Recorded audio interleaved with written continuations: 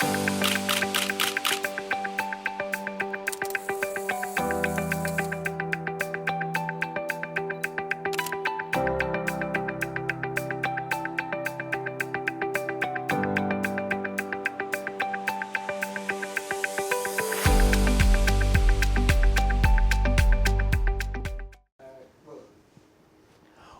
to the interview segment of Let's Talk Stocks.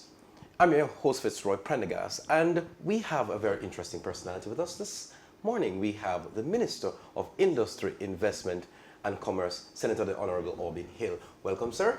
Good to be back here, Yes. Fitzroy. Yes, sir. We want to look back at the Latin American ministerial mission, and I want for you to give me an assessment of the general feeling from all the persons that you met with. The three territories, Mexico, El Salvador, and Colombia. What are your thoughts on the mission in terms of your own perspective? Well, you know, Fitzroy, we have had very long traditional trading arrangements with the United States, of course, Canada, Britain, and a few others very well known, our friends in the Caribbean, Trinidad, Barbados, and so on. But over the time, we have managed well, but we still have some restrictions on us.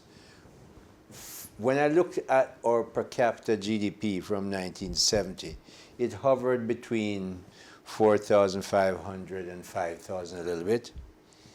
Not much change. In 2023, it went up to about just over 6,000 US dollars.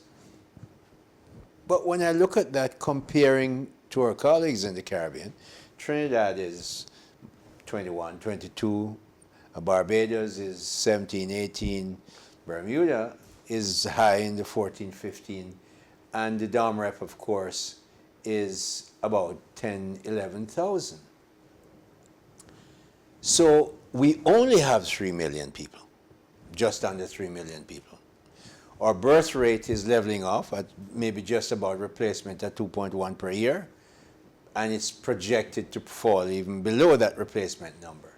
So we're not going to be 6 million people in 10, 15, 20 years. We're leveling off. So if we have that small per capita GDP and that small amount of people, less than 3 million, what are we going to do? Well, we have to grow and in order to get our country rich, but we're not going to get rich selling to only 3 million people with a per capita GDP of 5,000, now 6,000, gone up in the last year and a half or so. So we need to grow a lot more. So we're going to have to grow our markets. That we have been in our traditional markets and have stayed at that level number, we need to find new markets. So the rationale for my going on my business missions, to take business people to go to markets and say, look, you need to find new importers of Jamaica products and find new places that we can export to, both services and goods. I said, all right, we have looked at our traditional markets. We now need to broaden that. Mexico has 120 million people. Colombia has 50 million people. El Salvador has twice our population, 6 million people. And we have never gone to these places and said, look at Jamaican products. When you go to just the state of Monterrey in Mexico, that has all the car manufacturers there, BMW, VW, all of those, Kia, they're all there. And the entire ecosystem that builds out those industrial markets that Mexico has, maybe over 470, we need to get into that market. We had two very able and natural Spanish speakers who actually work with Jampro. You met them, you met Felipe and Nicholas, and they were extremely helpful in getting our message across. We found markets there. You saw the reception that we received at the Chamber of Commerce. The President was very, very helpful. We had special meetings. CMEX set up special meetings for us. CMEX, of course, owns Caribbean Cement. They set up special meetings for us in both Mexico and Colombia, very useful, not just with the CMEX executives, yes, absolutely, but also to there are many of their clients who do contracting and build houses and infrastructure, and we invited them to come to Jamaica. So that was the rationale, and what we've seen is really quite amazing. We had an architect with us, and when we went to Cartagena, and we looked at people saying, look, Jamaica is a really good investment destination. This is what we've done the past 7-8 years. You saw the reception. And they talked to our architect, and one of the persons who hosted this facility for us said, look, I want you to find a hotel for me in Jamaica. Now, I know the Citadel organization, the Citadel architects are working with them. Others are looking to invest directly into Jamaica. Mexico, we had an ICT company with us, and they're looking at us providing an ICT solution that a Jamaican company is providing for part of the security forces here, and also possibly the post office. So by an introduction from our post office here to the post office in Mexico, one of our ICT firms is looking at a very, very, very probable and good contract. So really good contacts were made for, and as you know, Fitzroy, I don't travel with just government people. I take business people who pay their own fares, pay their own hotel bills, and travel with us, and they found it to be very, very useful. Let's talk a little bit about some of the things that happened in Mexico for a short time. MIIC, one of the yes, was so integral. You know, they are one of they are basically the economic zone of Mexico. They were really helpful in terms of disseminating how they, you know, all these things are built out in Mexico.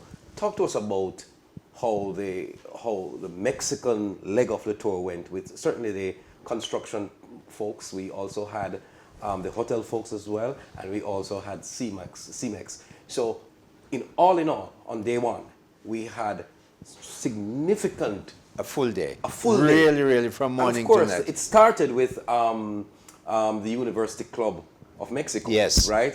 Which was a wonderful introduction in that really quite fabulous building that they hosted us for breakfast. Exactly. So we started off there. Gentleman who has been working in Jamaica with Singer for years and knows Jamaica very well, made this arrangement for us to meet prospective investors and people from the university, and that went very, very, very well. I know JAMPRO has lots of leads that they're following up with their counterparts in Mexico City. But also MIIC, you mentioned MIIC. MIIC is it's a sort of economic zone, but they don't call it that. It's the industrial park, and they have 470 out of those industrial park, and they're building another 70. Wow. Now, industrial park is not 5 acres. These are big things, but Mexico is a big country. A lot of them are in Monterrey, that were very popular and rich state. And so we were able to connect with MIIC and said, look, we're not at all competitors, but boy, can we be collaborators. You have great companies here. We have a wonderful location for the Caribbean and even going to Europe. And of course, yes, you are adjacent to the United States, but some of your investors might want to have Jamaica as an easier place to work with. And we're not competing. So we'd love to offer you the English and the English-trained people that we have, learn Spanish from you and the ways that you do your industrial park, and collaborate. And you remember that lady, she was so helpful and so willing to work with us. So JAMPRO and JASEZA, Jamaica Special Economic Zone Authority, that went with me on that trip, will be working with them. The hoteliers, you remember they have both in Mexico and Colombia. Colombians have hotels in Jamaica as well. And they were just very pleased with what is going on with them. We encourage them to do more. We explain to them that a Spanish hotel chain started off with one hotel, and they're now building their 7th or 8th hotel, and they were quite amazed. So Jamaica, and they can't know that unless we tell them. Somebody might research it in a university or a newspaper, but when we go and talk to industrialists, the people from CIMIC, the contractors who work with CIMIC, who are endowed with quite a lot of investment money, will be very happy to come to Jamaica, and we'll be following this up to make sure, again, the Jampro arm of our business, make sure they come here. I was very impressed with the educational feature of that CIMIC meeting, where the engineers were talking to you about the building of roads and the concrete that they use to get roads done and so on, which is a departure from what we do in Jamaica, and certainly would help us in terms of, you know, how we construct our roads and mitigate against some of the continued issues that we have. And boy, Fitzroy, you're a good journalist. You really listened well. What I have been talking with the CIMIC since I became the minister, about concrete and roads, because they do a lot of that, as you can see what they showed us, and how much more resilient that road is. Now, you're not going to do away with asphalt, but clearly I was looking at that gully beside the house of former Prime Minister P.J. Patterson, and that Benson Gully, every 3 months the thing used to wash out.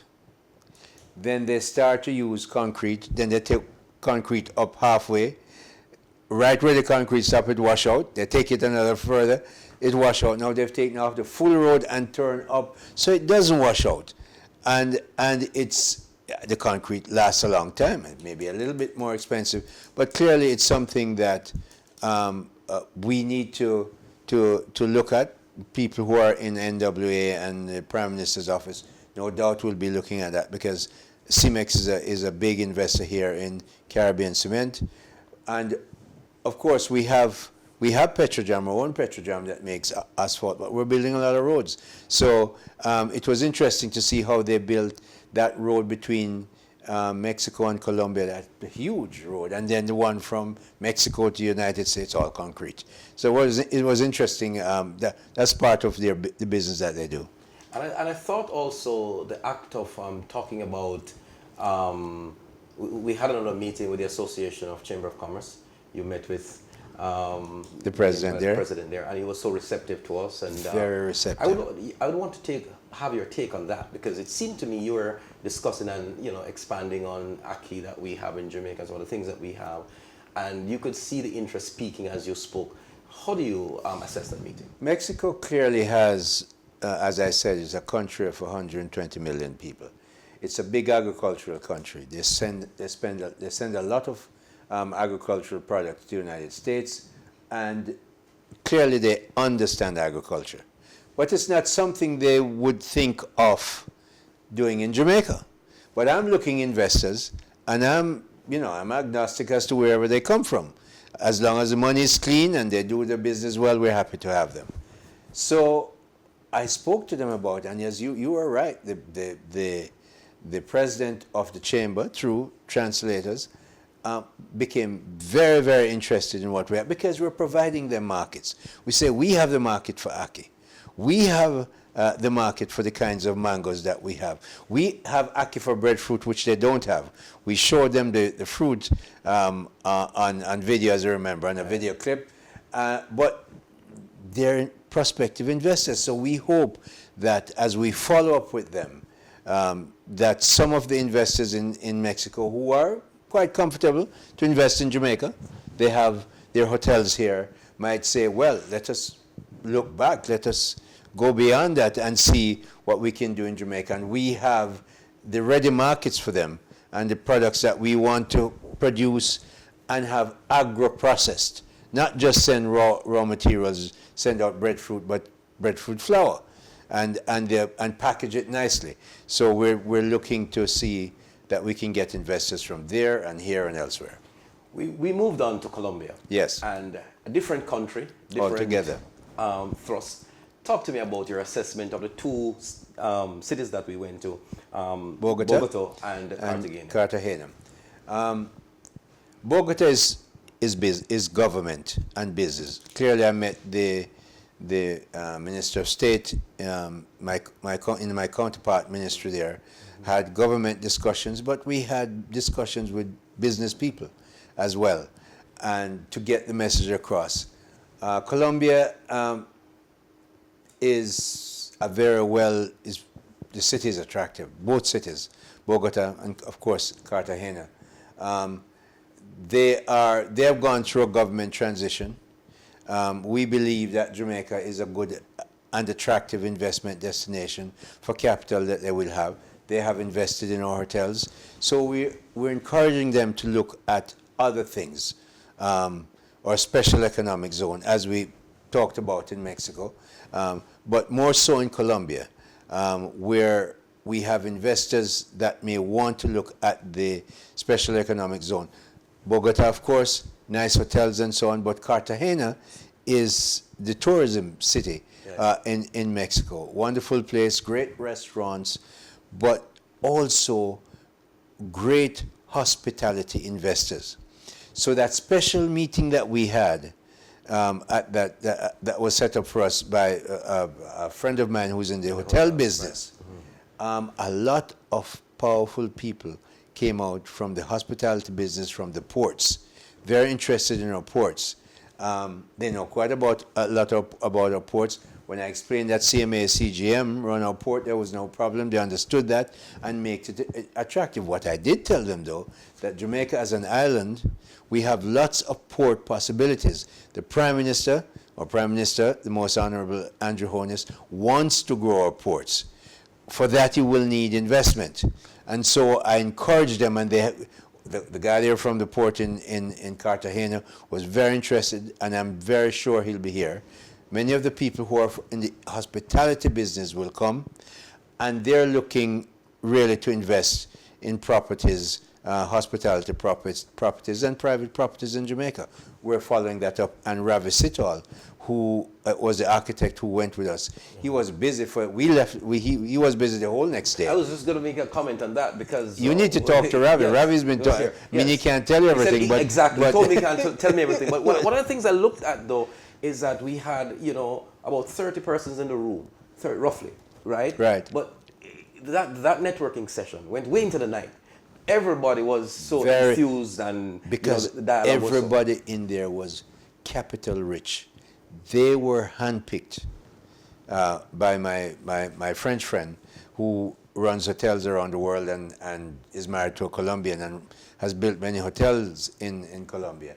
They were handpicked by Luis, and he brought them in, and so he knows what they need, and he knows what their capacity is to be able to be investors in Jamaica. Fantastic. Now, we went on to El Salvador. And El Salvador, my assessment, tell me if I'm wrong, I thought is a little bit more like Jamaica. Very warm. Very warm. Very much like Jamaica. And it's like, we're almost at the same stage in our economic development. That's right. That's my assessment. And they were so enthused. We got this tour of this factory that was doing sheet sets and so on and so on. That's right. Really revealing. Really. And so on and so on.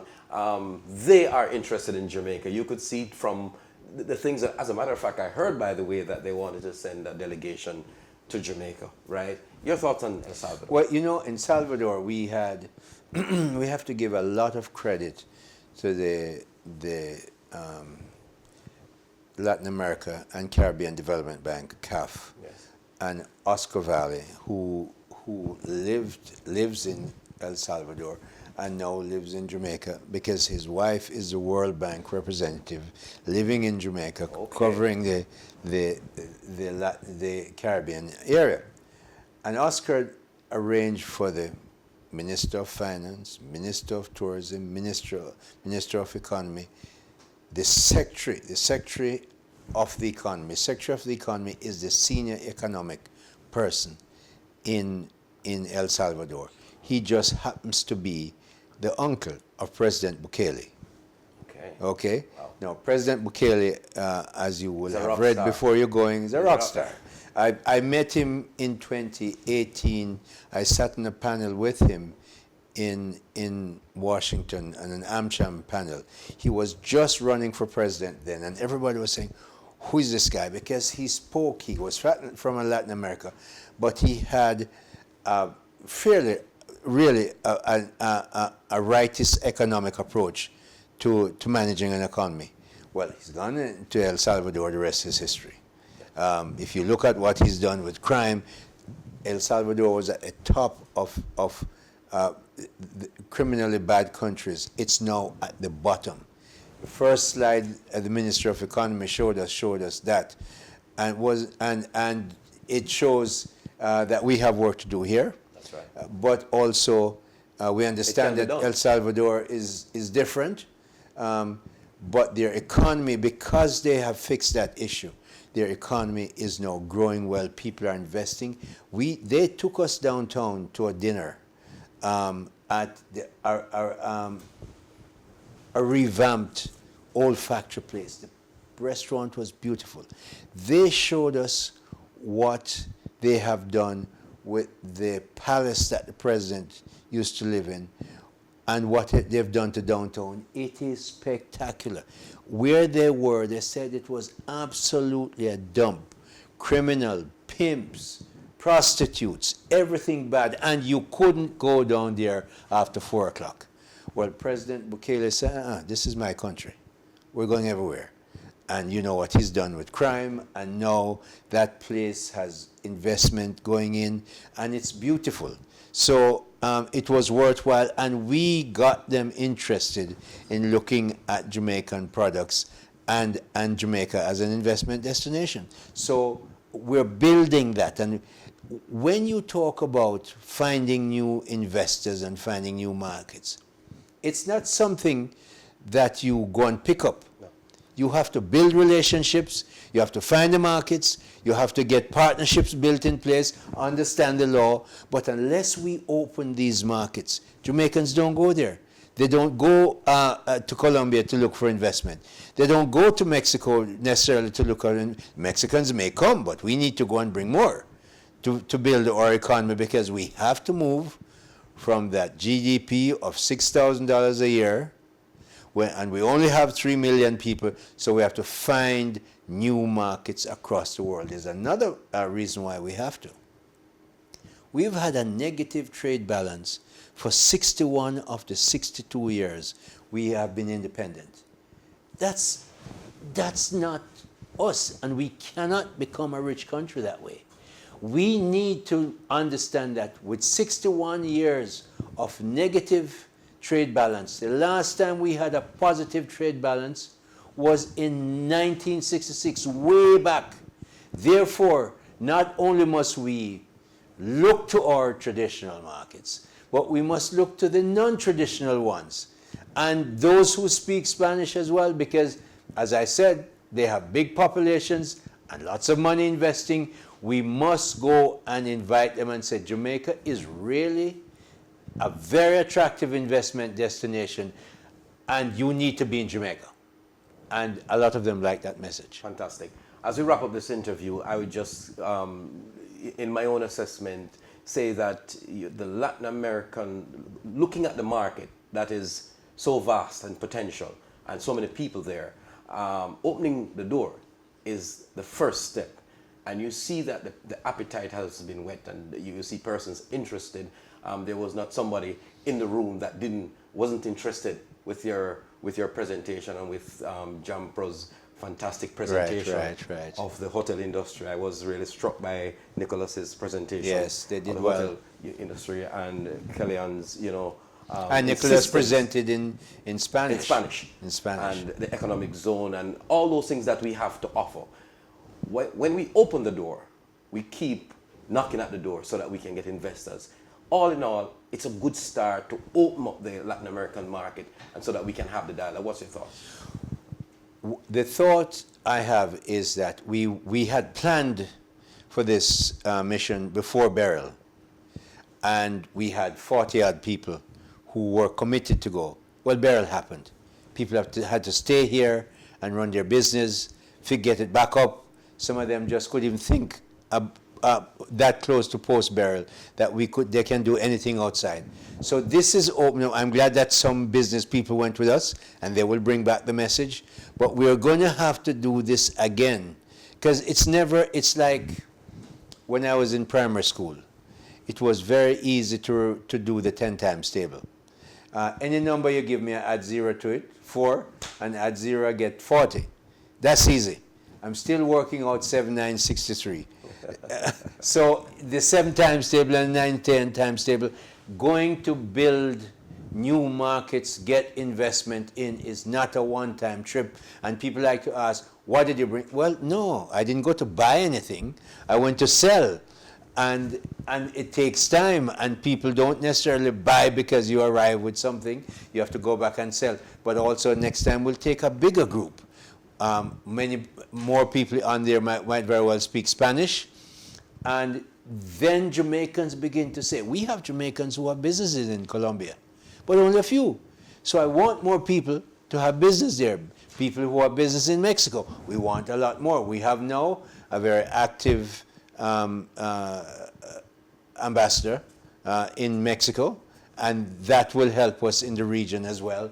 So we have to use everything we have to make sure we find new markets for Jamaican products, even as the Ministry of Industry, Investment and Commerce give production input relief that will allow people who are in the manufacturing business to get the waiver of customs duty and charges, and not just for the equipment that they import, but for the materials that they may use to make products as well.